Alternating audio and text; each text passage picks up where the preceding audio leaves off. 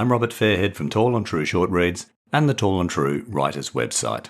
I'm taking a short break from podcasting over the festive season because I'm going on a long road trip with my son from Sydney to Western Australia to spend Christmas and New Year with our WA family.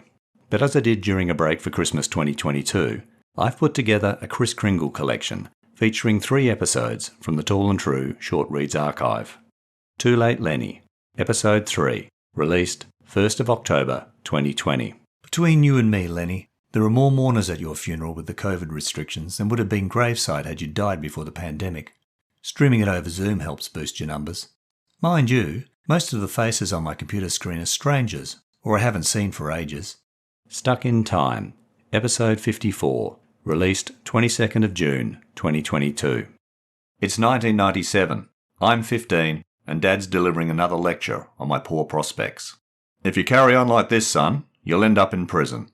I won't admit it, but he may have a point. Because today on the drive home after catching me shoplifting again, the local cop issued a last warning.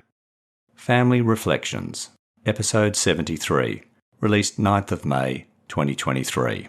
Mum's up first, as always, though she doesn't like looking at her reflection nowadays. She splashes her face and turns away from me with a towel. Over her shoulder, I watch Mum gaze out the frosted bathroom window, changing red with the dawn.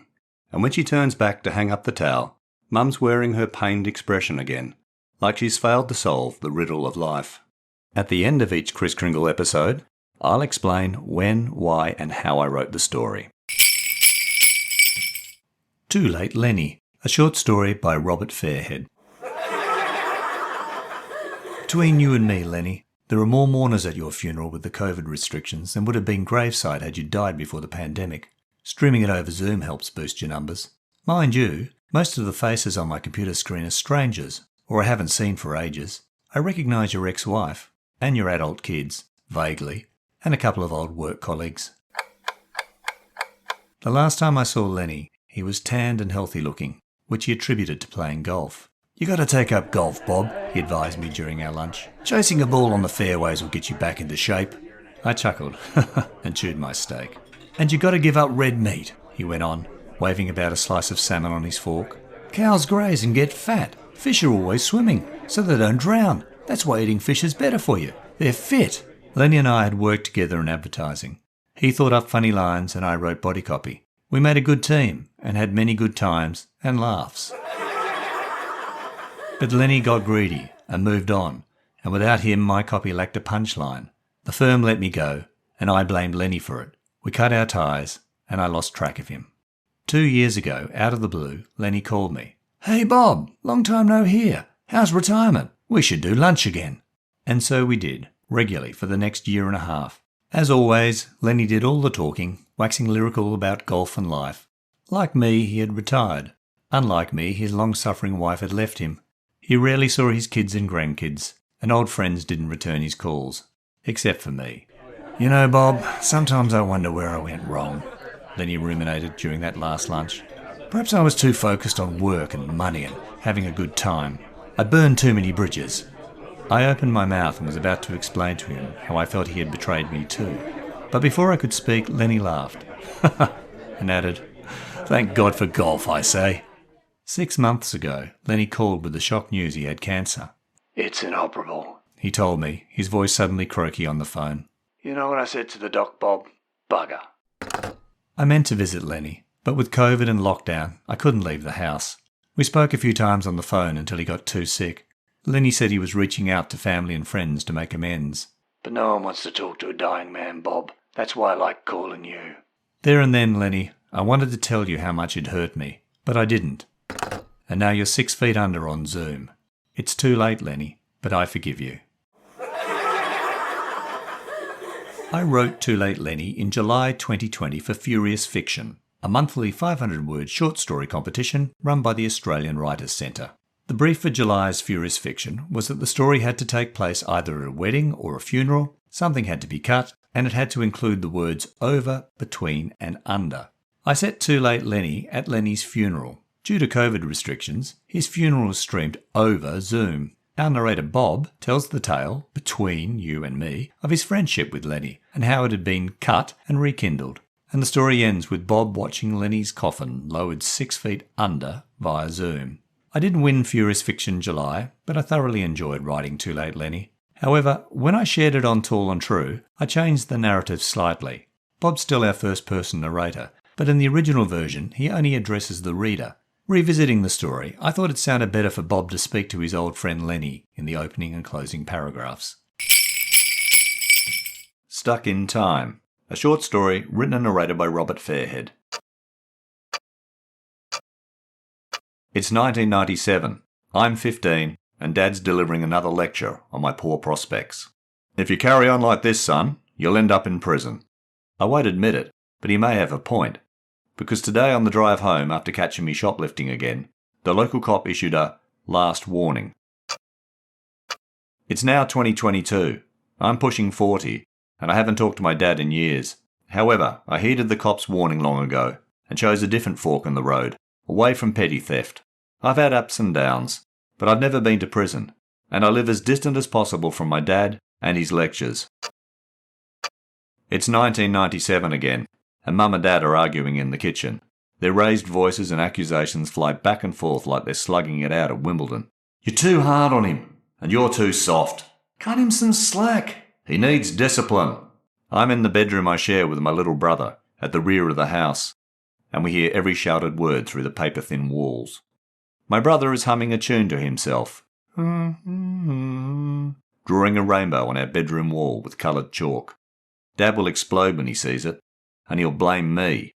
I throw some clothes into a bag, grab my secret stash of cash, and creep from the bedroom without saying goodbye to my brother. And I ease open the back door and slip quietly from the house. It's 2022, and Mum's on the phone. Dad's in hospital again, she whispers hoarsely, her vocal cords strained by old age and from too many years of fighting and shouting. And he won't be coming home. What do you want me to do? I ask, though I know the answer. Mum wants me to fly back and say goodbye to my dad. I don't want to go, but I owe it to her. It's 1997, and I'm in the cop car outside our house. The cop's on the front veranda with Dad, and Mum's looking out, silhouetted behind the fly screen door. I was at the train station when the cop found me. Another 10 minutes, and I'd have been on the train to the city. But he bundled me into the cop car and drove me home. It was my brother who told Dad I'd run away from home, and I'm going to punch him when I get the chance. It's 2022. My brother and I are sitting outside the hospital, sharing a joint. And Mum's inside with our dad, but he's too far gone to know whether we're there or not. Why didn't you come home sooner? My brother asks, passing me the joint. Just a week ago, Dad was asking after you. It's 1997 again, only it's not. It's 2022, except in my head. And I'm smoking a joint at the hospital with my brother. Mum's in the room with Dad, and he's dying. But I'm stuck in time. I celebrated my second anniversary of submitting 500-word short stories to the Australian Writers' Centre's Furious Fiction competition in March 2022 with Stuck in Time. The brief for March was, each story had to include a character that commits a crime, some kind of door being opened, and the words chalk, talk, and fork. Longer variations were accepted, with the original spelling retained. Having brainstormed ideas, I set my first draft at the Redundant Dads Club. I felt the characters at this monthly meeting offered me opportunities for a crime, and doors opening and closing on relationships, and places for the required words, with lots of talking. But I stalled after about 200 words, abandoned the draft, the first time I've done so in 2 years of Furious Fictions, and returned to my ideas list. And among my jottings, I spotted an alternative opening line. My father is giving me another of his talks. I've blogged on Tall and True about following Ernest Hemingway's advice to write one true sentence. And so I changed the opening line into something my father once said to the teenage me. If you carry on like this, son, you'll end up in prison. Ping. Like a light switched on inside my head, I suddenly saw the story with my protagonist flipping back and forth between his teenage and pushing 40 selves, and struggling to reconcile his feelings for his father. How much of a writer's work is imagination, and how much is memoir? I used a true sentence in Stuck in Time. Yes, I live across the continent from my father, and we have had our father and son difficulties over the years. But I call him regularly and visit whenever I can. The rest is pure imagination. The shoplifting, mum and dad fighting, running away from home, dad dying, sharing a joint outside a hospital with my brother. And I was 15 in 1977, not 1997. And when I wrote Stuck in Time, I wasn't pushing 40, I was pushing 60. In another first for Furious Fiction and me, Stuck in Time was longlisted for March 2022. I was as proud to see my name and story on the list as if I'd won the competition, and it felt like a fitting reward on my second anniversary of Furious Fictions. Family Reflections, a short story written and narrated by Robert Fairhead. Mum's up first, as always, though she doesn't like looking at her reflection nowadays. She splashes her face and turns away from me with a towel. Over her shoulder, I watch Mum gaze out the frosted bathroom window, changing red with the dawn. And when she turns back to hang up the towel, Mum's wearing her pained expression again, like she's failed to solve the riddle of life. Tilly's next in line, spending more time than some might deem necessary, applying makeup and styling her hair to attend university lectures. But I have fond memories of little Tilly, standing on a stool to peer over the sink, pulling funny faces. Now, all made up, she reminds me of Mum, though back at the point when Mum pouted at me, as Tilly does in the mornings. And I hope she never turns away from me, like Mum. Outside the door, Dad's been pacing up and down the hall. And when it's finally his turn, he grumbles as usual about building an ensuite bathroom. To be fair, Dad has a middle-aged male problem and gets up frequently in the middle of the night. So to be kept waiting for the bathroom, especially when Tilly's in here, can be excruciating for him. Dad stands at the sink, brushing his teeth, and tells himself he should see a doctor about the problem, and not just accept it as part of getting older. But Dad's been saying this to me for a while, and I worry he may leave it too late. Zane's the last to appear. Later in the morning, after Mum and Dad have left for work, and Tilly's caught the bus to university. I don't recognise the cheeky chappy he used to be these days. He looks surly. When Zane left high school, he got involved with the wrong people, as Mum once told me. They led him astray, Dad confided to me another time. And Tilly only mentions her brother's name now, if he bangs at the door when she's making up. And then she shouts and swears back at him. Zane plays up to his label as the black sheep of the family, and I often suffer listening to him curse Mum and Dad, even Tilly. Yet I remember Zane and her as young and happy kids, elbowing each other for the front position at the sink, laughing at their images in me.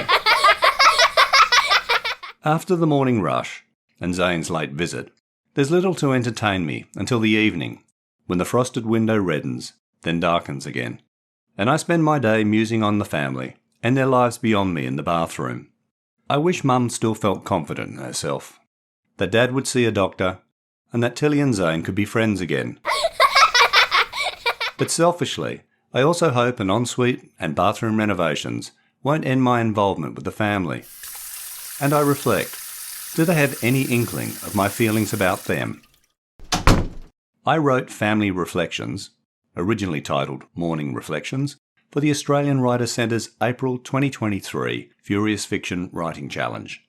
The brief for April was, the 500-word short story had to have something that changes colour, include the words accept, point, riddle, inkling and label. Did you hear them? And the story had to have an engaging opening sentence that would make the readers want to read on. My first idea was a dark piece on domestic violence, opening with a woman staring at her bruised face in a mirror. However, I decided I couldn't tell that story, so I abandoned it. But I kept the mirror and gave it the narrator's voice. I enjoyed exploring the possibilities of a bathroom mirror reflecting on the family. As an older dad, I recognised its melancholy, recalling Tilly and Zane's younger days, and worry over the effects of ageing on Mum and Dad. And I'm sure the family, and I, are not alone in confiding confidences and concerns to our reflections, with no inkling that the mirror may be listening to us. April 2023 marked the 3rd anniversary of my first Furious Fiction, A Song on the Radio, Episode 4 of Tall and True Short Reads, written on the first weekend of the COVID lockdown in Australia in April 2020. And Family Reflections was my 27th short story submitted to the challenge. And, drum roll please, after 3 years, it was the first of my short stories showcased on the Writers' Centre's website. The perfect anniversary gift. It was also one of my most time-squeezed stories, with weekend family and footy commitments, meaning I could only fit in short bursts of writing. But 3 years of furious fiction gave me confidence in my process and ability to write and submit the story by the Sunday midnight deadline. I hope you enjoyed this year's reflective Kris Kringle collection. You can read all my short stories, blog posts and other writings at tallandtrue.com. You can also buy my short story collections, including my latest Tall and True microfiction anthology, from the Amazon Kindle, Apple Books and Kobo online bookstores. Links are available in the show notes. The next episode of Tall and True Short Reads will be released in the new year. In the meantime, please check your feed or the podcast website, tallandtrueshortreads.com, for earlier episodes from all 4 seasons, and follow or subscribe to the podcast and rate and review it via your favourite app. Doing so helps me share my storytelling. You can support the podcast financially by making a small one-off or regular donation via the Acast supporter page. You'll find a link in the show notes. I hope you have a happy and safe festive season. Please share this Kris Kringle collection with your family and friends and tell them about Tall and True Short Reads and the Tall and True Writers website.